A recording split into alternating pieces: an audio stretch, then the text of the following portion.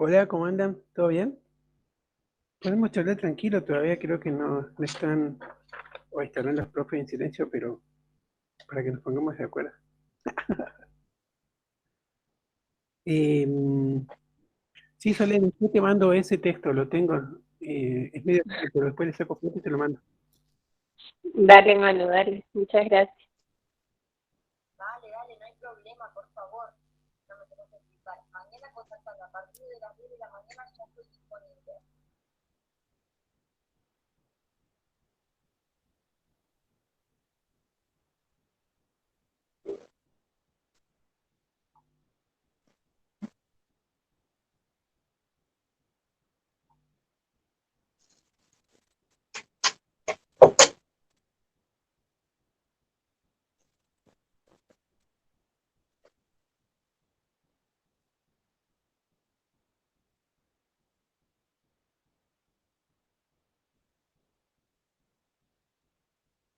Pero no saben cuánto la quiero, yo sé ignorante que te amo. Oh, yo te entrego, yo también soy correspondido.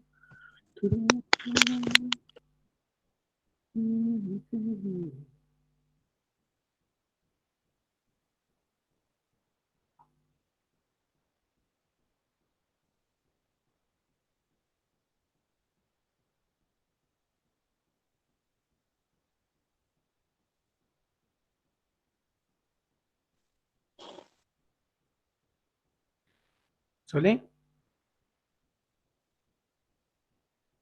Sí, Manu, decime.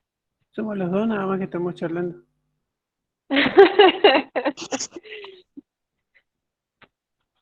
Vamos, yo mientras estoy resumiendo textos mientras tanto. ¡Esa!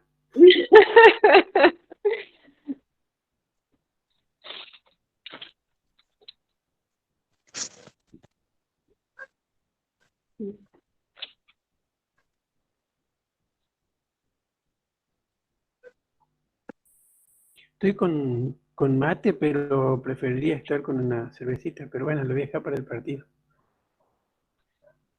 ¿Quién juega hoy, Manu? Argentina. Ah, mira, no sabía. Está lindo hoy, hace calor para tomar algo fresco. Esa maestra, ¿no? Sí, la verdad que sí.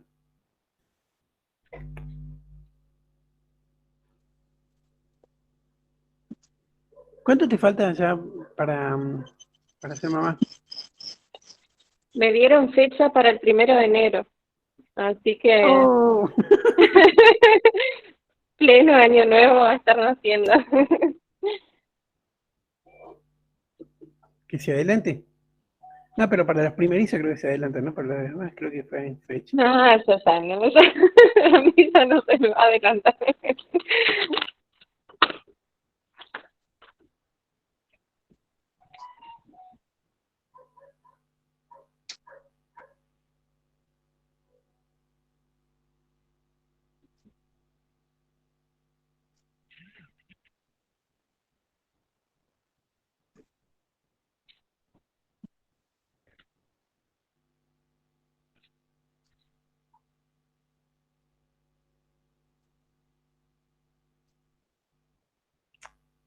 Ah.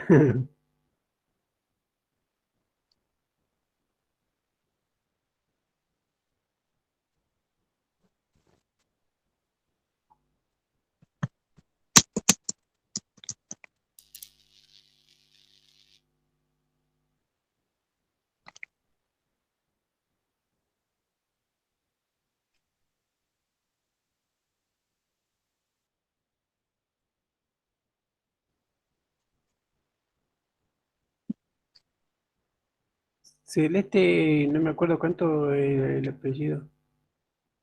Estaba.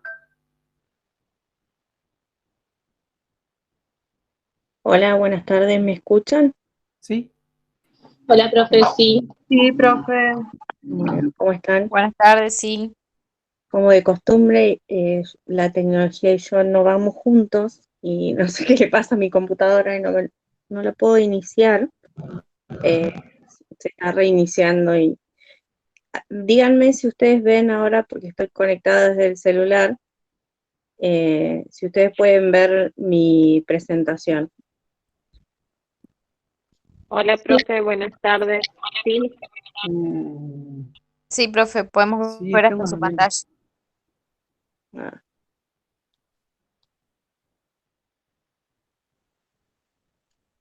si yo les muestro así, ¿ustedes me escuchan y van viendo la presentación? Sí, Sí. profe. sí, Bueno, sí, sí, profe. bárbaro entonces. Bueno, hoy vamos a iniciar la clase de la unidad correspondiente a las alteraciones neurosensoriales. Para esta primera eh, aproximación a la unidad, cuando pueda pasarla, ahí está. Vamos a trabajar con un repaso sobre anatomía y fisiología del sistema nervioso. Bueno, como dice la diapo, el sistema nervioso está constituido por el encéfalo y la médula espinal, que a su vez está protegido por tres membranas que las denominamos genéricamente meninges. Es muy importante que tengamos en cuenta todo este repaso que vamos a hacer, porque bueno, las patologías que vamos a ir viendo van a ir afectando unas u otras zonas, y es importante que lo tengamos en cuenta. Las meninges, a su vez, son tres: la dura madre, que es la membrana más externa, la aracnoides, que es la membrana intermedia, y la pía madre, que es la membrana interna. Además, el encéfalo y la médula espinal van a estar protegidos por envolturas óseas, que son el cráneo y la columna vertebral respectivamente. Se trata de un sistema muy complejo y la función básica que posee nuestro sistema nervioso central es percibir estímulos procedentes del entorno o del mundo exterior y transmitir las respuestas, la información o los impulsos a los nervios y a los músculos para poder interrelacionarnos con ese mundo exterior o con ese entorno. El sistema nervioso periférico está formado a su vez por nervios y neuronas que se extienden fuera del sistema nervioso central hacia los miembros y los diversos órganos. La diferencia entre el sistema nervioso central y el sistema nervioso periférico está dada porque el sistema nervioso periférico no está protegido por huesos o por la barrera hematoencefálica, lo que permite que sus componentes estén más expuestos a toxinas y a daños mecánicos que se puedan producir. El sistema nervioso periférico es el que coordina, regula e integra nuestros órganos internos por medio de respuestas involuntarias, como por ejemplo, Como por ¿qué respuesta ejemplo, involuntaria? o sea, el Respirar. corazón, por ejemplo, respirar. Exactamente, los latidos del corazón, el proceso de la respiración, muy bien. Los problemas neurológicos comprenden una amplia variedad de trastornos, y los cuidados que nosotros como enfermeros vamos a proporcionar a estos pacientes requieren un amplio conocimiento de la patología de la enfermedad, de las áreas en las que debe centrarse la valoración y del tratamiento médico habitual. Y como les decía anteriormente, fundamentalmente de la anatomía y fisiología, sobre todo de este sistema. El objetivo que nos vamos a plantear para la atención de este paciente con alteraciones neurológicas o neurosensoriales es restablecer el funcionamiento de ese sistema nervioso dañado mediante la utilización de técnicas sofisticadas en muchos casos, de equipamiento complejo o de algún tipo de procedimiento invasivo para la vigilancia intensiva de los pacientes. Pero hay muchos cuidados de enfermería que podemos brindarle a estos pacientes que son comunes para muchos de los pacientes con trastornos neurosensoriales. Los trastornos neurológicos son manifestaciones más complejas de los déficits funcionales y los desafíos más difíciles para la rehabilitación. Están causados por lesiones del sistema nervioso central, pero también pueden verse afectados otros sistemas también en la lesión. Nosotros como enfermeros vamos a desarrollar conocimientos y habilidades para actuar con eficiencia y rapidez en la valoración para planear e implementar cuidados necesarios para limitar el daño presente, para evitar las complicaciones que se puedan generar y para recuperar en lo posible la función perdida. Es muy importante tener en cuenta que en general los trastornos más agudos del sistema del, perdón, los trastornos más agudos, bien digo, a nivel neurológico, muchas veces se da un daño primario que nosotros llamamos y posteriormente, transcurrido un periodo de tiempo de ese daño primario, como sucede en un ACV, como sucede en un traumatismo cráneoencefálico, se produce el daño secundario, que muchas veces es el daño secundario es el que produce mayor deterioro de las funciones, de la conexión del individuo con su entorno, y es muchas veces el daño secundario el que genera la mayor cantidad de complicaciones y la mayor cantidad de... Perdón. La mayor cantidad de complicaciones y hasta incluso puede desencadenar en el fallecimiento del sujeto de cuidado. El paciente neurológico es aquel que ha sufrido un trastorno craneoencefálico, como por ejemplo enfermedades cerebrovasculares, como puede ser una ACV, como puede ser la esclerosis, como puede ser aneurismas, como puede ser algún tipo de infección como la meningitis. Es una persona inestable neurológicamente, en riesgo inminente de muerte o de sufrir lesiones y complicaciones irreversibles. Es un paciente que tiene riesgo de descompensarse fisiológicamente, por esto que hablábamos al principio, El sistema nervioso regula tanto nuestra conexión con el mundo externo, como a su vez con nuestros órganos internos, es decir, que regula en cierta medida la homeostasia que existe en nuestro organismo, o tiene gran función en ella. Es por eso que nuestro paciente con un trastorno neurológico puede sufrir un deterioro rápido a nivel fisiológico por esta vinculación. Y la posibilidad que existe de la intervención inmediata del equipo de cuidado intensivo para prevenir las ocurrencias adversas es muy importante. Y les vuelvo a repetir, perdón que sea reiterativa, pero es muy importante que conozcamos cuáles son la anatomía, la fisiología, y que siempre estemos en la búsqueda de las posibles complicaciones, sobre todo en el caso de este tipo de pacientes, tratando de prevenir esa complicación del daño secundario que puede generar tantos eventos adversos en nuestros pacientes. Bueno, los trastornos neurológicos poseen manifestaciones clínicas específicas que están determinadas principalmente por la localización de la lesión, por el tipo de lesión que se produce y por la extensión de la misma.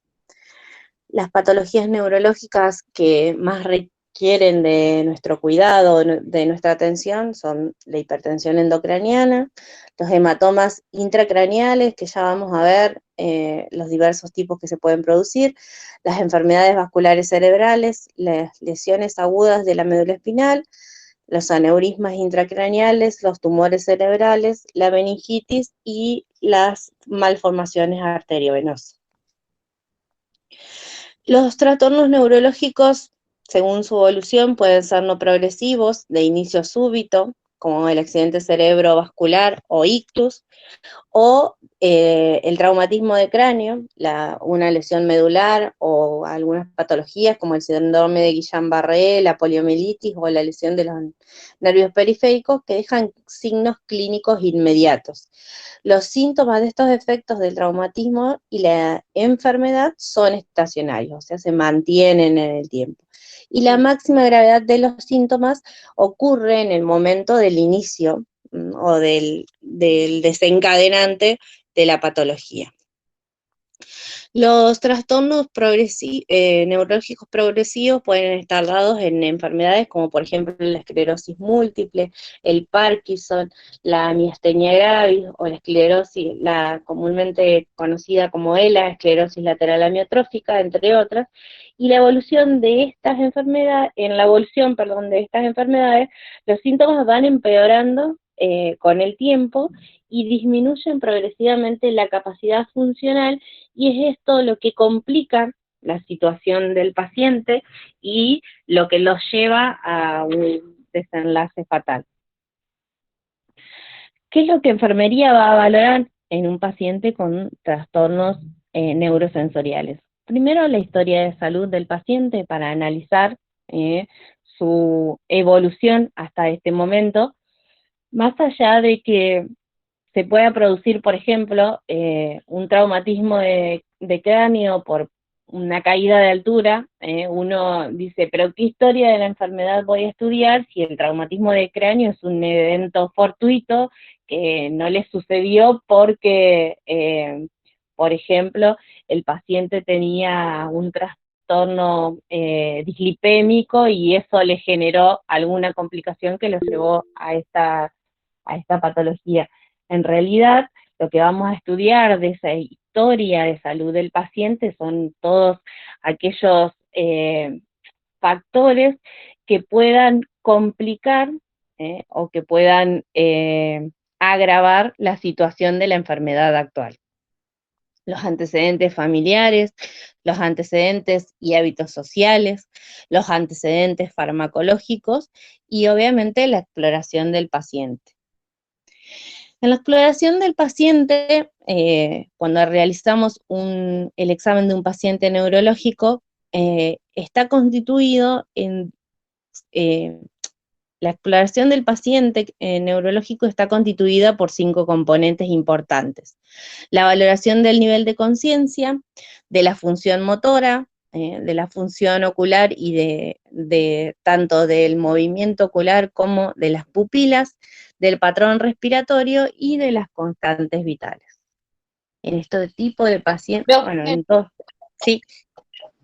Disculpe que le corte, hay compañeros que no pueden ingresar, están viendo si los puede aceptar. Estoy complicada para hacer todo a la vez. Bueno, yo quería avisarle eso nomás. Gracias, profe.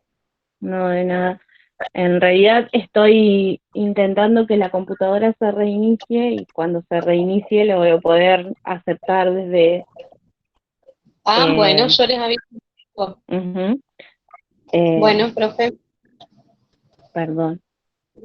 Sí, no, por favor. Bueno, hablamos de la exploración del paciente, ahora vamos a hablar del nivel de conciencia, cuando pueda ver la diapositiva. El nivel de conciencia suele ser el primer signo de alteración neurológica. En ocasiones cursa desapercibido, por lo que nosotros debemos prestar especial atención a esta característica. La valoración del nivel de conciencia incluye la valoración del estado de alerta del paciente y el contenido de la conciencia o el conocimiento que nos van a dar características particulares que podamos determinar el estado de conexión de nuestro sujeto de cuidado con su entorno o con el medio. El estado de alerta es el nivel de conciencia más bajo y donde se explora el sistema reticular activador y su conexión con el tálamo y la corteza cerebral. Se lleva a cabo con estímulos verbales, inicialmente en un tono normal, en un tono de voz, porque puede suceder que a veces, por ejemplo, en las patologías donde hay inflamación de las meninges, todo estímulo exacerbado desde el exterior genera una reacción que a veces puede ser dolorosa en el sujeto de cuidado por la misma inflamación de las meninges. Por eso es muy importante que, como dice ahí, lo llevemos a cabo con estímulos verbales desde un inicio en un tono normal y aumentándolo progresivamente dependiendo de la respuesta que vamos recibiendo. Si no hay respuesta, lo que hacemos es sacudir al paciente no como un frasco o no como cuando estamos preparando algún trago, sino que hacer un llamado de atención hacia el paciente, digamos, tomándolo enérgicamente para que poder obtener algún tipo de respuesta. La estimulación dolorosa nociceptiva es el paso siguiente si no se obtiene ningún tipo de respuesta con las dos respuestas anteriores. Y el estímulo doloroso es muy importante que tengamos en cuenta que puede ser central o periférico. ¿Por qué? Porque esta valoración que nosotros vamos a hacer dependiendo el tipo de estímulo que estamos realizando sobre nuestro paciente, va a hacer que analicemos y evaluemos la respuesta que estamos obteniendo. El estímulo central va a afectar directamente al cerebro y, por ejemplo, puede hacer mediante el pinzamiento del trapecio, la presión del esternón o la presión supraorbitaria. Muchas veces ustedes, no sé si han podido apreciar, este estímulo lo realizan a veces los profesionales de la salud, por ejemplo, estimulando el pezón del paciente y haciendo un pequeño pellizco, por decirlo de alguna forma. Es un estímulo que no genera, si bien es bastante doloroso y bastante desagradable, hay otros estímulos que pueden ser más dolorosos y más puntuales y pueden generar una mejor respuesta. Por eso que siempre que nosotros realizamos esta clase de las alteraciones en el paciente con trastornos neurosensoriales y explicamos el desarrollo, la evaluación del estado de alerta, hacemos fuertemente le remarcamos, digamos, que los estímulos los hagamos sobre lugares en donde la respuesta donde podamos obtener una respuesta como estamos buscando y sin generar un trastorno mayor en el paciente con un estímulo que no es el adecuado. Por eso les explicaba, el estímulo que podemos hacer en general para estimular al paciente y obtener una respuesta es el pinzamiento del trapecio.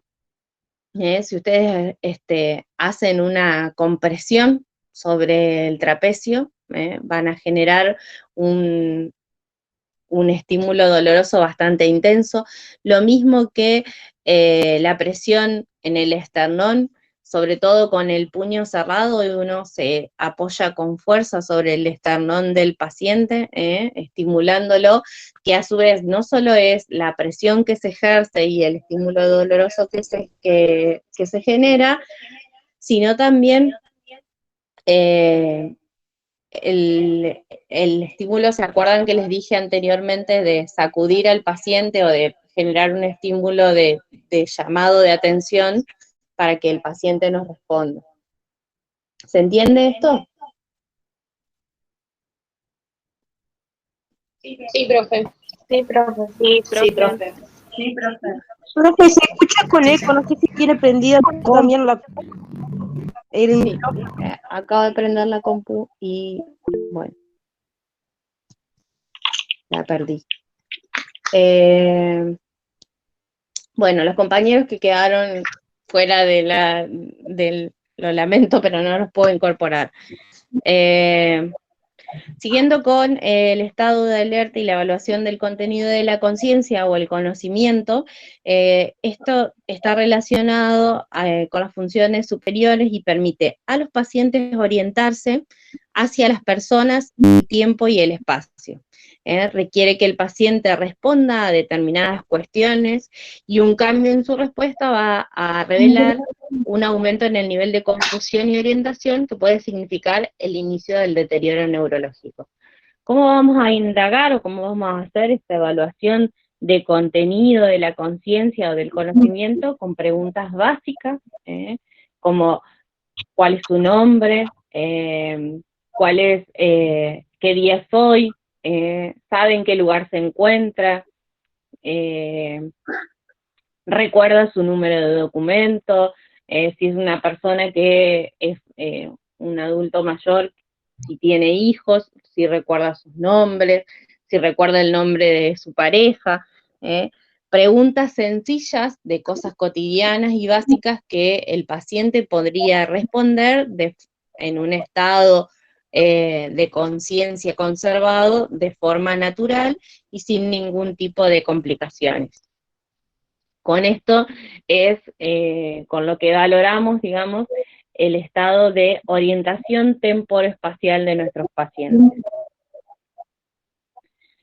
La escala de coma de Glasgow, pregunta de examen, como les digo siempre, es una de las herramientas más utilizadas y fue elaborada por Tisdall en 1974 para proporcionar un método simple y fiable de registro que nos permita monitorear el nivel de conciencia en pacientes con traumatismo cráneoencefálico.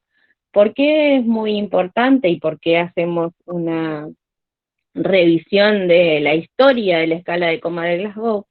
Porque Graham Tisdall, el creador de esta escala de coma de Glasgow, era enfermero.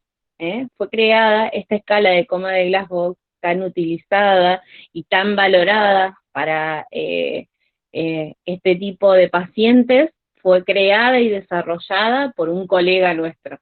Entonces, porque es fundamental, más allá de que la conozcamos por su utilidad, es porque es nuestra, es generada, porque nosotros, como profesionales enfermeros, hacemos grandes cosas, y que las demás profesiones sanitarias también pueden utilizar, y este es el fiel ejemplo. Es el instrumento más utilizado para valorar el estado de conciencia y consiste en otorgar una calificación numérica a la respuesta del paciente en 3 categorías: apertura ocular, respuesta motora y respuesta verbal. Se obtiene una puntuación en esos 3 rubros, y la puntuación que nosotros le damos de acuerdo al estímulo que le ofrecemos a nuestro paciente es la mejor puntuación de la evaluación que nosotros hacemos. La mayor puntuación es de 15 y la menor es de 3. Una puntuación de 7 o menos nos va a indicar un estado de coma en nuestro paciente, y esta escala nos proporciona solamente datos del nivel de conciencia, no es una valoración neurológica completa. Solamente valora el nivel de conciencia de nuestros pacientes. Esto es muy importante tenerlo en cuenta.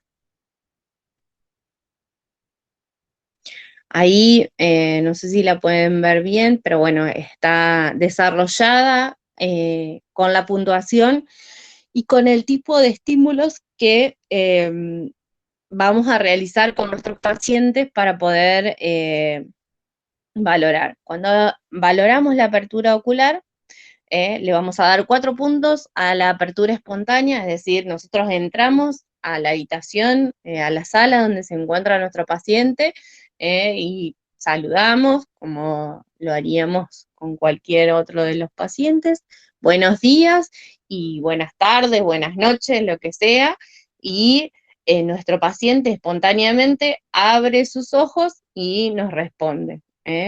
Esa respuesta o ese estímulo tan mínimo, tan básico, a nuestra intervención tan básica y poco compleja, es un puntaje que vamos a obtener para la evaluación en nuestra escala de coma de Glasgow. Si nosotros estimulamos de esta forma al paciente y el paciente no presenta ningún tipo de respuesta, lo que vamos a hacer es pedirle que abra los ojos, estimularlo con una orden verbal. Entonces, don Juan Pérez, abra los ojos. Si no nos responde espontáneamente, lo que nosotros vamos a hacer es indicarle de forma verbal que el paciente nos responda. Para ello, obviamente, la escala de valoración va a disminuir en un punto y si la respuesta es efectiva. Si, a su vez, ante esta respuesta el paciente no responde, lo que vamos a generar es un estímulo doloroso. ¿Dónde vamos a hacer ese estímulo doloroso?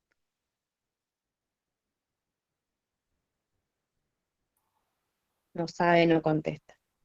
En la tetilla, como dijo usted, profe. En la tetilla. ¿Eso dije yo? El esternón. Hacemos presión sobre el esternón, exactamente. Un pellizco en el trapecio. Ajá. Una compresión sobre el trapecio, muy bien, ¿sí? O la estimulación sobre el arco supraciliar, una compresión sobre el arco supraciliar para estimular. Al que dijo que le va a pellizcar la tetilla, yo quiero que se pare esta noche frente al espejo y se estimule de esa forma. ¿Eso por qué? A ver Profe, si le va a gustar. ¿Eso por qué? Mal, profe, disculpe. O sea, le había escuchado a usted que No. había dicho que una de las acciones que le hacían a los pacientes para ver si estimulan al dolor era eso, pero habré escuchado mal, disculpe. Sí, una de las acciones que habitualmente se utilizan es esa, lo que nosotros desde la cátedra y desde el desarrollo de esta unidad hacemos es erradicar ese tipo de prácticas, porque no es la más adecuada para la estimulación, y no es la correcta. La estimulación central, como les expliqué anteriormente, corresponde sobre todo a estos 3 puntos que bien marcaron ustedes, que son la compresión sobre el esternón, un pellizco sobre el trapecio. También se puede hacer una compresión sobre la clavícula, si ustedes se palpan su clavícula y hacen una presión fuerte sobre ella, también van a ver que se genera un estímulo doloroso bastante intenso y que podemos obtener una respuesta adecuada de nuestros pacientes, o la compresión de los arcos supraciliares, que también tiene valor para retomar este estímulo. Claro, profe, gracias, Bueno, disculpe. no, está bien. Y por último, si ante todos estos estímulos que hemos producido con nuestros pacientes no hay ningún tipo de respuesta, le vamos a dar una puntuación de 1. En ninguno de los ítems que valoramos, tanto en la apertura ocular como en la mejor respuesta motora o en la mejor respuesta verbal, nunca vamos a poner 0 en el puntaje.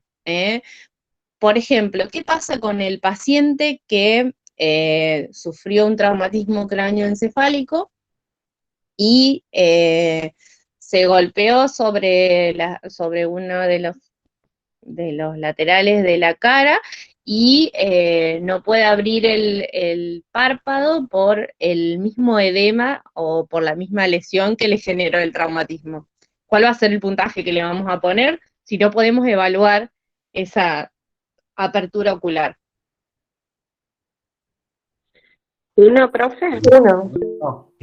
Muy bien, le vamos a poner 1 y lo que vamos a poner es, o lo que vamos a aclarar en el momento en donde transcribimos o registramos nuestra valoración, es que no se puede evaluar por presencia de lesión, por ejemplo.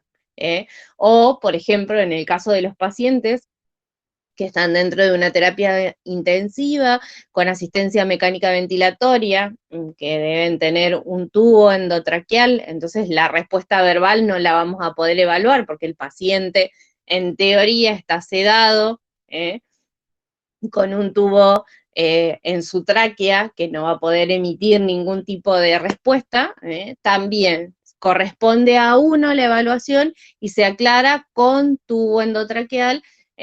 Nunca lleva a 0 la valoración de esta escala de coma de Glasgow. Bueno, después van a ver ahí que se describe la mejor respuesta motora y también se lo estimula con una orden verbal, con un estímulo doloroso, y según el estímulo doloroso, cuál es la respuesta, es el valor que le vamos a, que va a corresponder a la valoración. Bueno, y en la mejor Siempre respuesta verbal, ¿cómo? Siempre corresponde una aclaración después de poner el número, ¿corresponde siempre una aclaración? No. Solamente cuando, por ejemplo, por algún motivo o alguna cuestión en particular, no pudimos evaluar ese parámetro. Pero en general lo que hacemos es, cuando evaluamos la escala de coma de Glasgow, ponemos una M para la respuesta motora y el valor obtenido. Una B corta para la respuesta verbal y el valor obtenido, y una, ¿qué me faltó? Una O para la respuesta ocular y el valor obtenido. Y al finalizar eso ponemos, por ejemplo, que hayamos obtenido 10 puntos de la valoración que nosotros realizamos, se pone, después de detallar cada uno de los ítems, así como se los expliqué, se pone 10 sobre 15, que es el valor que nosotros obtuvimos de la valoración. Porque es muy importante que detalle. ¿Cómo? Es muy importante que detallemos cuál es el valor que obtenemos de cada uno de los parámetros, porque en el proceso de evaluación constante de con esta escala podemos obtener alguna variación y sabemos, de acuerdo a cuál es el valor que cambió, en dónde puede estar produciéndose la lesión o dónde se puede estar produciendo el deterioro. Entonces, por eso es muy importante que aclaremos cuáles son los puntos obtenidos de acuerdo a cada parámetro. Perdón. Gracias, No, por favor. Bueno, la función motora vamos a valorar 3 aspectos fundamentales.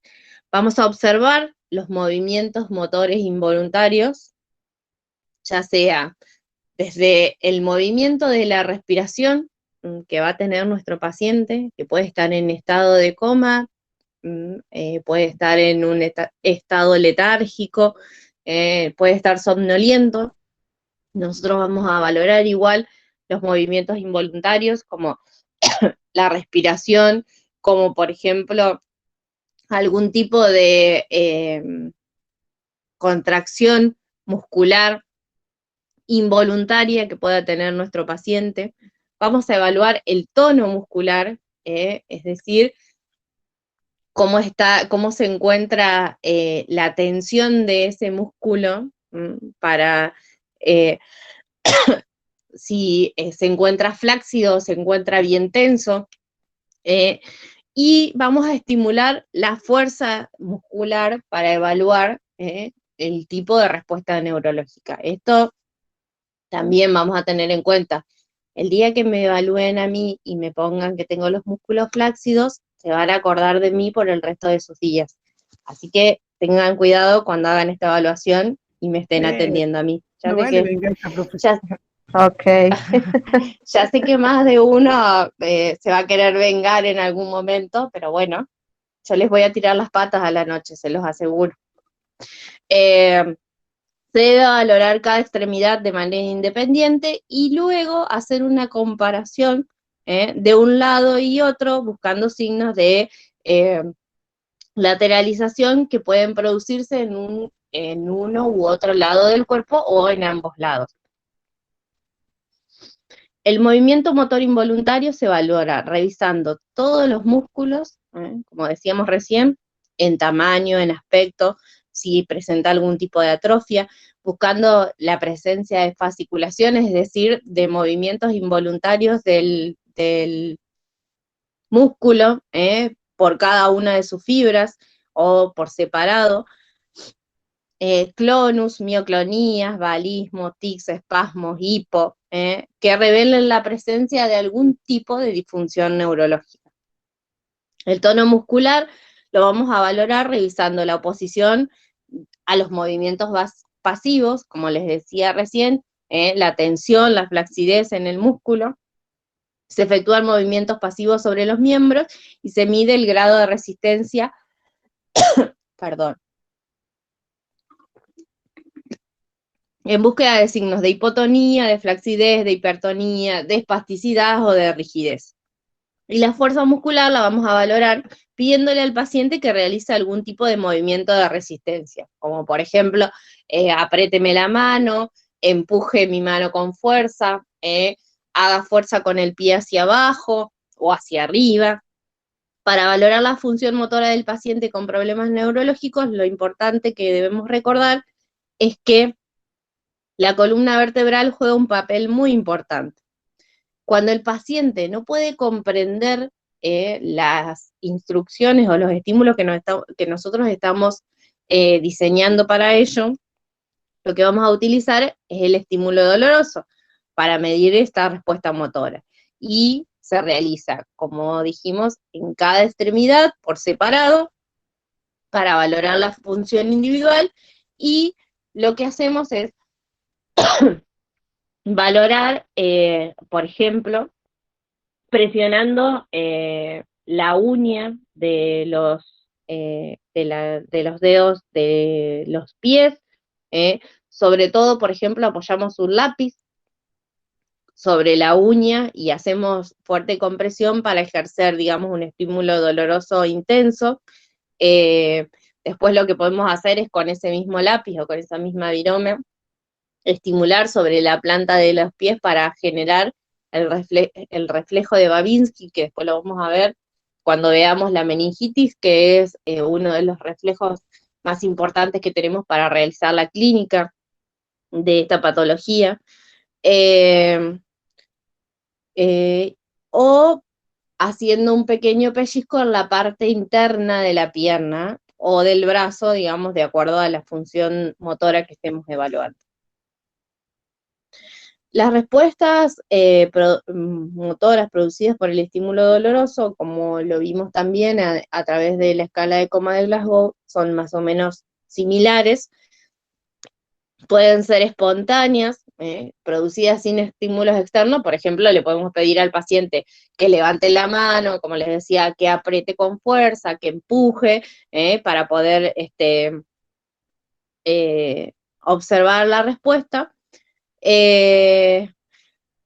Puede haber una respuesta de evitación, es decir, de intentar quitar el estímulo doloroso, de localizar con, por ejemplo, si estamos estimulando sobre los miembros inferiores, puede ser que el paciente busque con su mano localizar a dónde está el estímulo doloroso.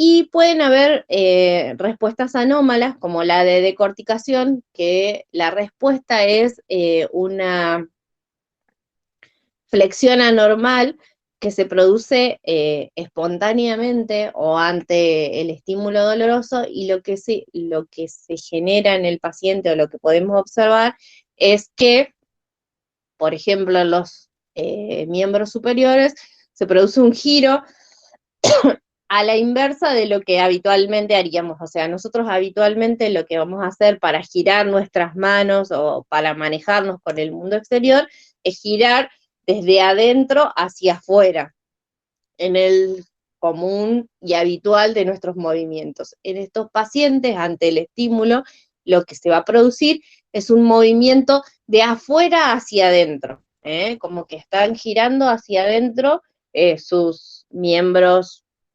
superiores.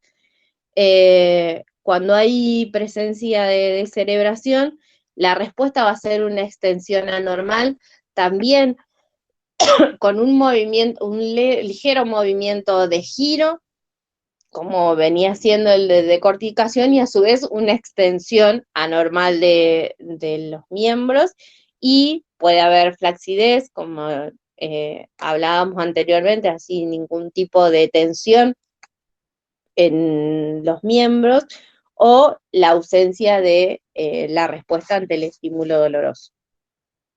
¿Vamos entendiendo hasta acá?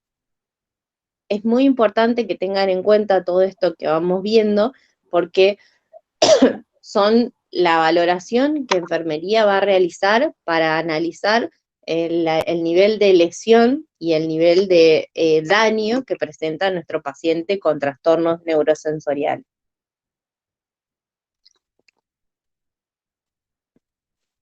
Bueno, los ojos y las pupilas. La función pupilar forma una parte importante del sistema nervioso autónomo y el control se lleva a cabo a través de la inervación del tercer par craneal, que surge a través del tronco cerebral ubicado en el mesencéfalo. La pupila se contrae ¿con qué? ¿Cuándo se contrae nuestra pupila? Con la luz. Exactamente, con un estímulo lumínico, lo que hace es regular la cantidad de luz que entra en el ojo para poder generar la imagen. Entonces, lo que va a hacer la pupila cuando hay una gran cantidad de estimulación lumínica va a ser achicarse. Por el contrario, cuando la intensidad de la luz del ambiente o del espacio en donde nos estamos moviendo es menor, lo que hace la pupila es dilatarse para poder captar la mayor cantidad de luz y generar la producción de esa imagen. Al valorar las pupilas, vamos a observar el tamaño, la forma y el grado de reacción a la luz. Esta respuesta puede estar alterada, por ejemplo, por alguna malformación natural en el paciente, por un efecto farmacológico, por algún tipo de trauma o cirugía oftálmica, y lo debemos diferenciar de causas diferenciar las causas metabólicas de las orgánicas en la alteración del estado de conciencia. Si, por ejemplo, el paciente viene de hacerse un fondo de ojo en donde le colocaron un fármaco para que la pupila se dilate, no podemos hacer una evaluación de ese estímulo con una fuente lumínica, porque obviamente la pupila no va a reaccionar porque está, ¿cómo se dice? Está alterada su funcionamiento por una cuestión farmacológica, ¿se entiende? En la exploración en el paciente consciente se le debe pedir que siga con la mirada el dedo o un lápiz o un objeto, y debe moverse conjuntamente en todos los campos, en situación normal. Si nosotros le colocamos en el frente el dedo o un lápiz, una virome o el termómetro, para que el paciente lo siga, en lo habitual y en un estado de neurológico conservado, el paciente va a seguir con la mirada esos movimientos. Cuando hay una presencia normal o una respuesta normal, el paciente va a buscar mover la cabeza para poder seguir este estímulo que nosotros le estamos generando. Y en el paciente inconsciente, la valoración se lleva a cabo mediante el reflejo oculocefálico. Lo que hacemos es sujetar la cabeza del paciente y la vamos a girar hacia los lados rápidamente, Y es muy importante que antes de realizar este procedimiento descartemos la presencia de lesión cervical, porque podemos generar una complicación en ese paciente cuando vayamos a evaluarlo con este tipo de movimiento. ¿Y qué va a pasar con esta respuesta o este estímulo que estamos generando? Lo mismo, que si estaríamos estimulándolo como les dije, con el dedo o con algún objeto en el frente, los ojos se van a mover al compás, digamos, del movimiento, o van a quedar fijos, o, como se dice, el efecto ojos de muñeca. La alteración de este reflejo ósculo-cefálico revela una lesión a nivel del tronco cerebral.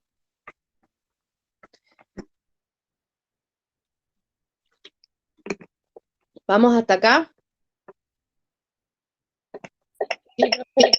Bueno. Sí, profe. La función respiratoria, las alteraciones a nivel del tronco cerebral se reflejan también en el cambio de patrón respiratorio. Por eso les decía hoy también que nosotros vamos a observar los movimientos involuntarios de nuestro paciente, incluido el patrón de la respiración.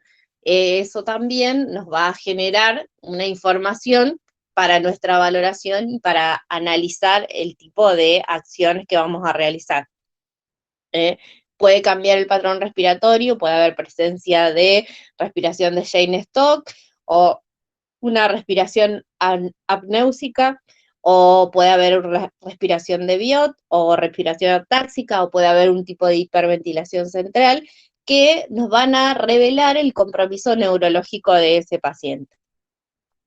La hipoventilación en general se presenta en los pacientes cuando tienen una alteración en su estado de conciencia, el intercambio gaseoso adecuado, el mantenimiento de una vía aérea permeable y libre de secreciones es uno de los procedimientos que nosotros debemos priorizar al momento de nuestras acciones de enfermería para evitar trastornos y complicaciones agregadas a el deterioro de nuestro paciente.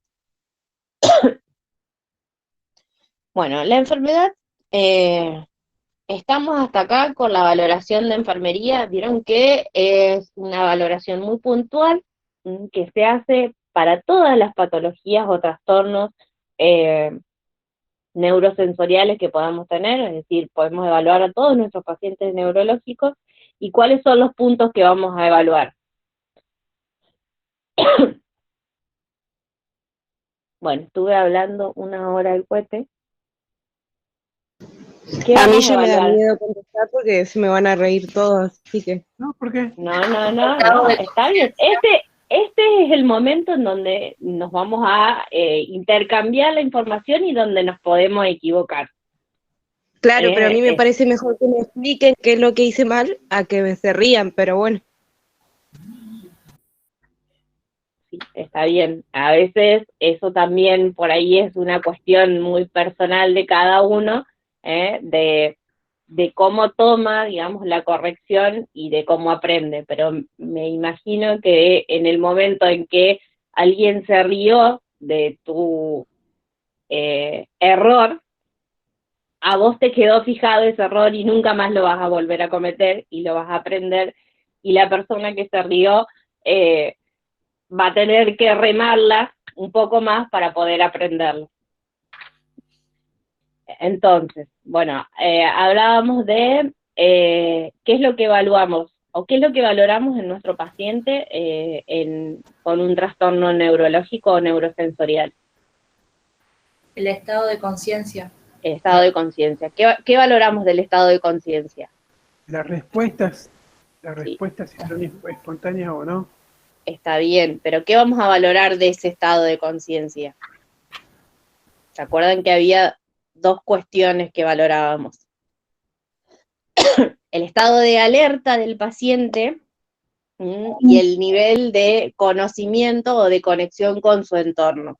El estado de alerta lo vamos a ver si el paciente tiene una respuesta que sobre todo la valoramos con la escala de Coma de Glasgow, y el nivel de conocimiento o de conexión con el entorno con preguntas de fácil respuesta que nuestro paciente va a tener. ¿Qué más? ¿Qué es lo otro que vamos a valorar con de nuestro paciente? La función motora. La función motora, muy bien. ¿Y qué más?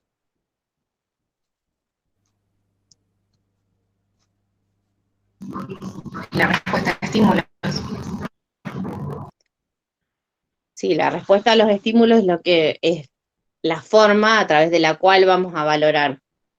Pero lo otro que vamos a valorar son los signos vitales, que si bien acá profundizamos en el patrón respiratorio, el resto de los signos vitales también tienen una interpretación y un análisis en función de los estímulos que le estamos ofreciendo a nuestro paciente y la respuesta que estamos obteniendo. Por ejemplo, si un paciente tiene dolor, ¿qué pasa con la tensión arterial? Se le sube. Aumenta. Aumenta, exactamente. Es una respuesta de nuestro sistema nervioso y es una respuesta involuntaria. El sistema nervioso está respondiendo ante un estímulo.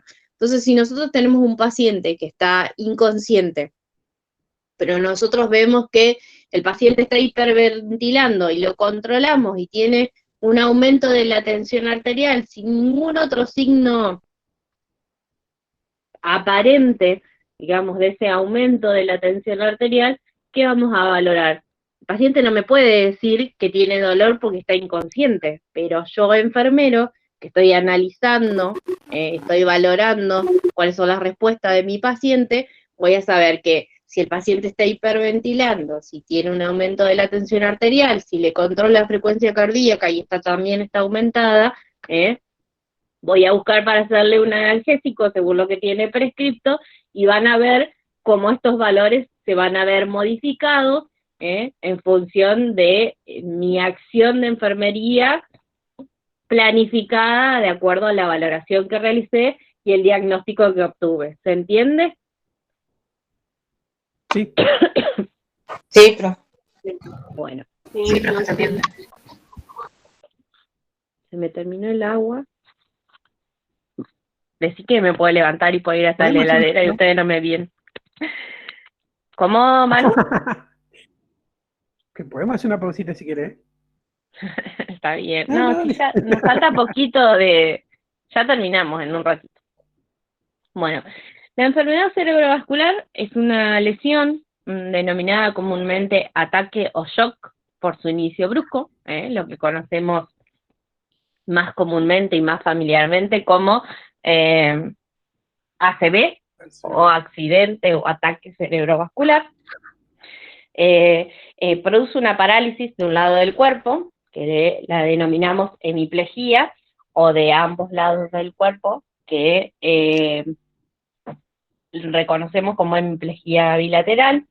Se caracteriza por una interrupción de la irrigación de los tejidos cerebrales en una localización de los tejidos, en una localización particular, perdón, causada por un trombo, por embolia, por anoxia, por hemorragia o por un aneurisma. Pucha. Ahí. Dentro de la clasificación del ACV podemos clasificarlo como ACV isquémico o ACV hemorrágico. El ACV isquémico es la oclusión de alguna de las arterias que irrigan la masa encefálica, generalmente por un trombo o un émbolo, o por lo que conocemos como arteriosclerosis. Y el ACV puede ser trombótico, como les decía, por la obstrucción por un trombo o coágulo en una de las arterias que irriga el cerebro, o embólico, que puede ser un coágulo que viene viajando desde algún lugar del cuerpo y se impacta en la vasculatura a nivel cerebral.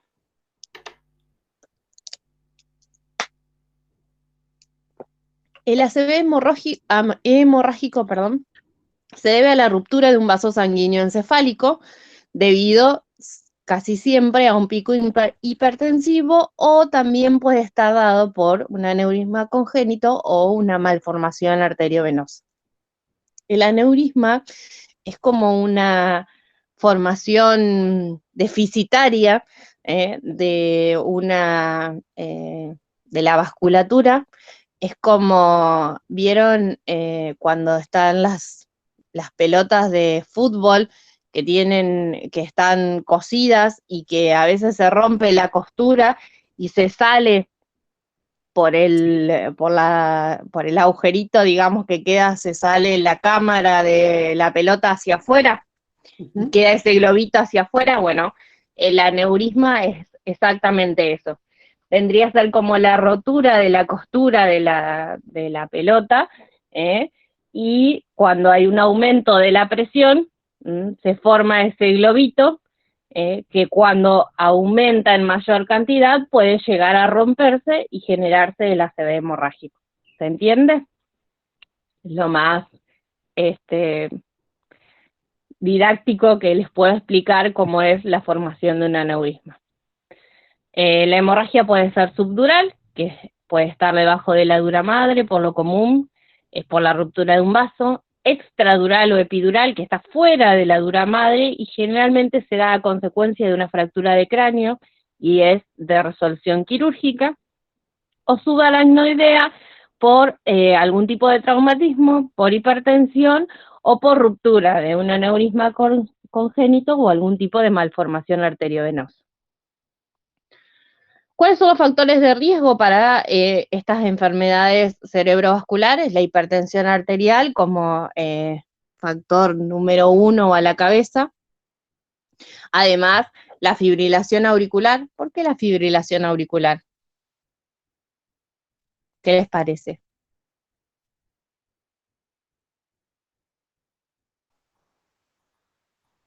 No sabe, no contesta. Dijimos que el ACV puede ser por un trombo o un émbolo. Es un coágulo que se desprende de ¿Cómo? Se podría formar un coágulo justamente por la fibrilación auricular. Por la fibrilación auricular, desprenderse y viajar hacia el cerebro e impactarse y generar el ACV. Muy bien. Por diabetes, por antecedentes familiares, por cardiopatía, hipercolesterolemia. Los pacientes añosos también tienden a ser un factor de riesgo para los accidentes cerebrovasculares, por algún tipo de trastorno hemorrágico o algún traumatismo de cráneo específicamente. La lesión cerebral, como dijimos anteriormente, puede producir hemiplegia, suele ocurrir en un hemisferio y afecta a los miembros y parte de la cara contralateral. ¿Y esto por qué sucede? ¿Por qué sucede? Cuéntenme ustedes.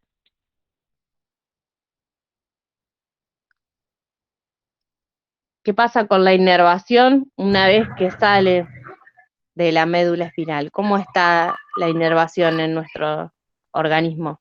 Están intercambiadas, la derecha va a la izquierda a la derecha.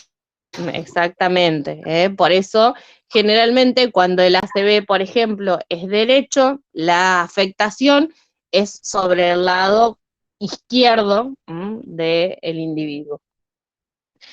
El resultado es designado como hemiplegia derecha o izquierda según el lado afectado, y es muy importante que distingamos este detalle, porque esto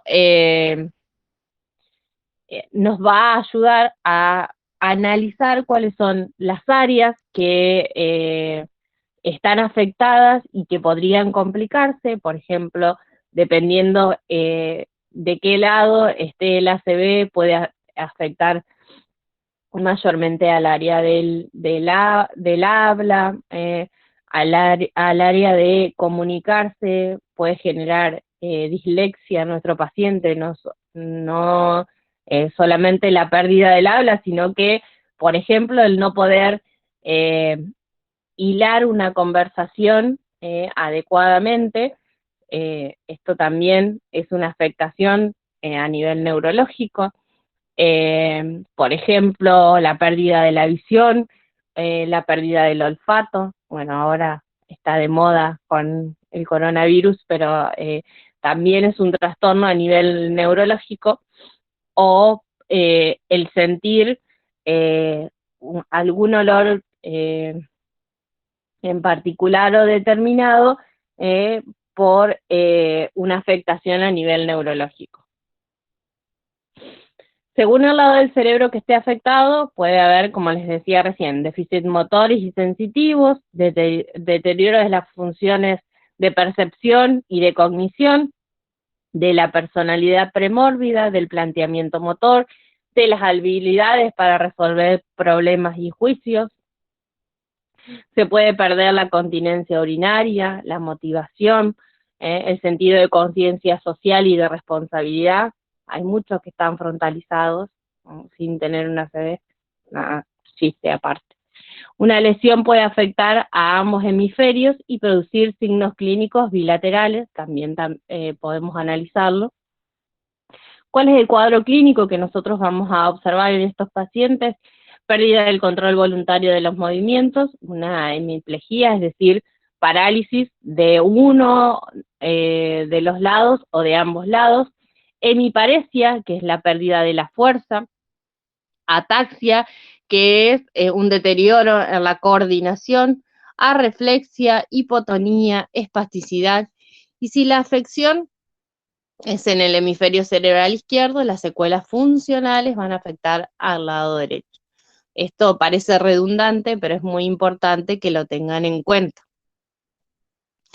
Puede haber trastornos en la comunicación, como les decía hoy, como por ejemplo trastornos en la fonación, en la articulación de las palabras, en el lenguaje mismo, en el aprendizaje, trastornos en la percepción, como es la anosmia, es decir, la pérdida del olfato, la cacosmia, que en general los pacientes sienten un olor nauseabundo constantemente, inclusive a la comida, cuando la están ingiriendo, a las bebidas, cuando las ingieren, todo el tiempo tienen ese olor impregnado, y es una alteración que se produce por la misma lesión cerebral. Puede haber anopsia, pérdida de la visión, hemianopsia, que puede darse del lado de uno de los dos lados, puede haber visión doble, trastornos en la actividad mental como amnesia, depresión, falta de motivación, y otras disfunciones a nivel de otros órganos, como pueden ser incontinencia urinaria o retención urinaria transitoria, o pérdida del control de los esfínteres gastrointestinales. ¿Cuáles son los métodos de diagnóstico para los trastornos neurosensoriales? El electroencefalograma, que es un tipo de procedimiento que mide la actividad eléctrica cerebral, así como lo hace el electrocardiograma, midiendo la función eléctrica del corazón. El electroencefalograma hace las veces a nivel cerebral. La angiografía, la mielografía, la tomografía, que en general es uno de los métodos de diagnóstico más utilizados, ecoencefalografía, electromiografía para valorar la función de los músculos específicamente. ¿Cuál es el tratamiento que se les da a este tipo de pacientes?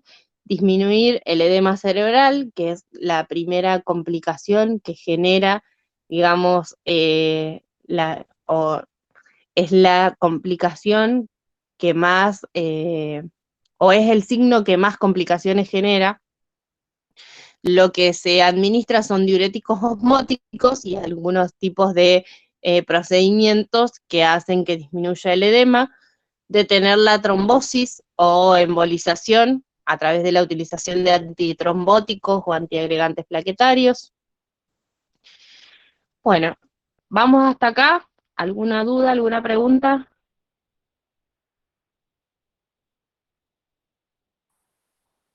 No, profe, Bueno, me quedé sola.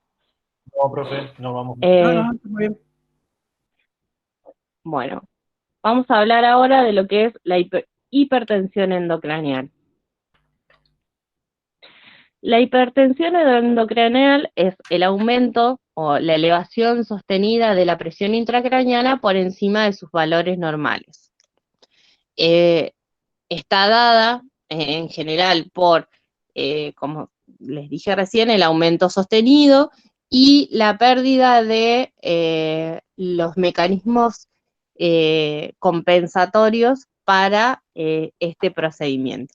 Ustedes saben que nuestro cerebro, o nuestra caja craneal, mejor dicho, es una caja cerrada que tiene solo un agujero por donde sale un paquete neurovascular, y el resto del contenido está dentro de esa caja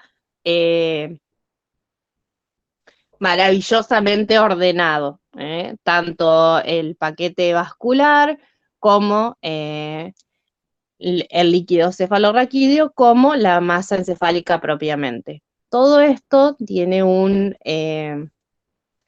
orden o un equilibrio constante que si se ve alterado genera un mecanismo de compensación. ¿Qué pasa? Cuando aumenta la tensión arterial, lo que hace nuestro organismo involuntariamente es disminuir el flujo de riego sanguíneo que hay en nuestro cerebro para disminuir la presión que se genera dentro de ese espacio, porque ustedes imagínense en ese espacio comprimido y cerrado, donde no hay lugar para expandirse para ninguno de los lados, cuando hay un aumento de alguno de los componentes, hay que disminuir esos componentes. Entonces, primero, lo que se ve, digamos, o nuestro organismo lo que realiza es una disminución, primero de la producción de líquido cefalorraquídeo para poder compensar ese aumento de la tensión arterial. Luego, si esto no ayuda a regular, lo que se produce es una disminución de la irrigación del flujo cerebral. Bueno, y obviamente, si no se puede compensar esto, el paciente comienza a tener signos que nos van a mostrar que hay un aumento de la tensión endocraniana y que nosotros debemos actuar rápidamente para poder resolverlo. Corresponde al resultado de este desequilibrio, como les decía, de volumen-presión dentro del cráneo, por un aumento del tejido cerebral que puede estar dado, por ejemplo, por una lesión tumoral, por un hematoma, por aumento del flujo sanguíneo, por aumento de la tensión arterial a nivel central, o un aumento del líquido cefalorraquídeo. ¿Cuáles son las causas más comunes? Las lesiones cráneoencefálicas, el ACV o las hemorragias subaracnoideas, lesiones inflamatorias, tumores o cirugías intracraneales. Bueno, ahí ven, por ejemplo, no se las puedo mostrar, pero bueno, si ven esa mancha más difusa que hay sobre el lado izquierdo de la pantalla, que se ve una mancha diferente, eso es sangre, y si ustedes ven, la línea media cerebral está desplazada hacia el lado derecho por esta lesión, digamos, y eso genera en esta imagen tomográfica podemos ver, digamos, cuál es el factor que hace que haya un aumento de la presión intracraneana. ¿Cuál es la triada del síndrome de hipertensión endocraniana? ¿O cuáles son los signos que nosotros vamos a valorar en el paciente que nos están diciendo que este paciente está con un aumento de la tensión dentro del cerebro?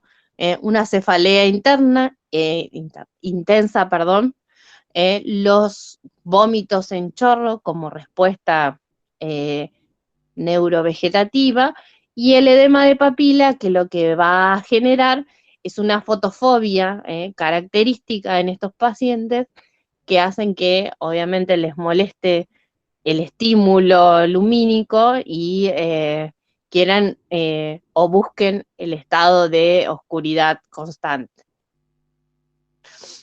¿Cuáles son los signos y síntomas? Va a haber hipertensión arterial, bueno, vómitos en chorro, como le decía, cefalea intensa y fotofobia. ¿Cómo vamos a tratar este tipo de patologías? Obviamente, nosotros no vamos a prescribir esta medicación o este tratamiento, pero sí debemos conocerlo para implementarlo rápidamente.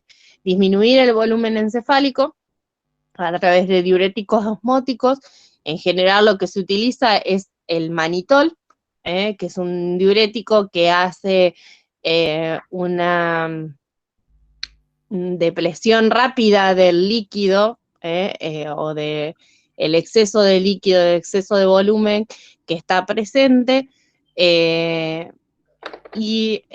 otro tipo de diurético osmótico que se utiliza también es una solución de un preparado de solución salina al 0,45%, ¿qué es lo que hace? Disminuimos la cantidad de sodio en ese preparado de solución y lo que va a hacer es extraer el líquido para compensar ese soluto, digamos, que está menos disuelto. Entonces, extrayendo el líquido va a compensar esa disolución. Restricción de líquidos, obviamente, en ese paciente para disminuir el aporte y no aumentar el flujo sanguíneo, y hiperventilación, como dice ahí, que está un tanto discutida este tipo de terapéutica. ¿Por qué? Porque la hiperventilación que genera en el paciente una vasodilatación, y por eso se dice que eso ayuda a que disminuya la tensión intracraneana, pero genera estados de acidosis que complicarían más al paciente que lo que el beneficio que podríamos obtener realizando esta práctica. Por eso, si bien está pautado como un tipo de tratamiento para la hipertensión endocraniana, hay que evaluar el riesgo-beneficio al utilizar esta terapéutica. Bueno, ¿cuál es el impacto de la enfermedad cerebrovascular?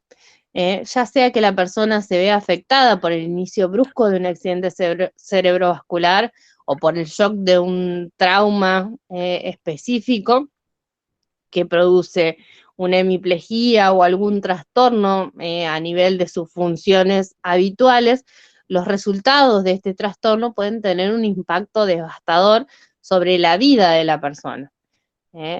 Es muy importante que el paciente, entender que el paciente puede estar, por ejemplo, en la escuela, puede estar preparándose para ir a trabajar, puede estar próximo a jubilarse y puede llegar a sufrir la amenaza de no regresar a su estilo de vida habitual o a la ocupación que tenía anteriormente. Lo más importante que debemos trabajar en este tipo de pacientes es la recuperación funcional, cuando el nivel de desarrollo del paciente antes del evento desafortunado era el de un adulto, el efecto puede reducir los niveles físicos y mentales a los de un niño. Entonces el paciente, como hablábamos, pierde la continencia de los esfínteres, pierde la forma de poder comunicarse con el medio, pierde su motricidad, entonces ya no puede comer por sí solo, no puede vestirse por sí solo, no puede ejercer su individualidad debido al trastorno sufrido. El paciente muchas veces se ve incapaz de aceptar la ardua recuperación de estas funciones que va perdiendo por medio de actividades infantiles, es como volver a aprender todo lo aprendido hasta su etapa de adulto, como por ejemplo estirar los miembros, desarrollar la coordinación, los movimientos de coordinación fina, aprender nuevamente a leer, a escribir, a hablar, a desarrollarse independientemente, tanto en su individualidad, como les decía, desde el aseo personal, desde poder alimentarse, desde el poder servirse un vaso de agua, y los hábitos del control de esfínter. ¿Preguntas hasta acá? ¿Dudas? Un montón, ya sé, no me lo digan, pero bueno, espero que haya sido lo suficientemente claro. No, profe. Bueno, Está clarito todo. Bárbaro. Si bien, como les hemos dicho, esta es la clase, digamos, donde le presentamos los aspectos más importantes que nosotros queremos que ustedes analicen de acuerdo a cada unidad, es muy importante que vayan a la bibliografía y que profundicen todo esto que hoy vimos y analizamos. Bueno, ¿alguna duda? ¿Alguna otra consulta? Sí, profe, como siempre le digo, si puede subir el Power, como para tener una guía. En realidad, como les dijo la profe Nadia la semana pasada, los Powers son una guía nada más, y ustedes ahora Claro. tienen a su compañero, digamos, que les transmite a través de videos todo esto que desarrollamos. Así que vayan viéndolo a través de ahí y vayan profundizando, como les digo, a través de la bibliografía. Ok. No sé si alguien más tiene alguna duda, alguna otra consulta. Bueno, mañana a la misma hora nos encontramos para la clase de gabinete. ¿Sí? ¿Alguien quería preguntar algo? Sí, profe. No me quedó muy claro el tema de los movimientos de respuesta. Eso que usted decía, que si tiramos las muñecas para afuera, el paciente les vuelve hacia adentro o algo así. Eso por ahí me quedó. Me necesitaría como una imagen o algo para ver cómo reacciona el paciente. El estímulo de cuando hay respuestas anómalas del estímulo doloroso. Exacto. Bueno, no tengo una imagen para mostrárselas, pero ustedes, levantá tus dos manos, a vos que te estoy viendo en la... Exacto. Hace movimiento como habitualmente moverías tus manos, eso, en realidad, ¿ves? El movimiento lo haces desde adentro, o sea, desde desde el interior hacia afuera, El movimiento de decorticación es a la inversa, sería desde afuera, perdón, eso, así. ¿Ves que es un movimiento como más complejo, digamos, y más difícil de realizar? Y es un movimiento anómalo, por eso eso es el movimiento que genera, digamos, un estado de decorticación, como se dice, o de descerebración.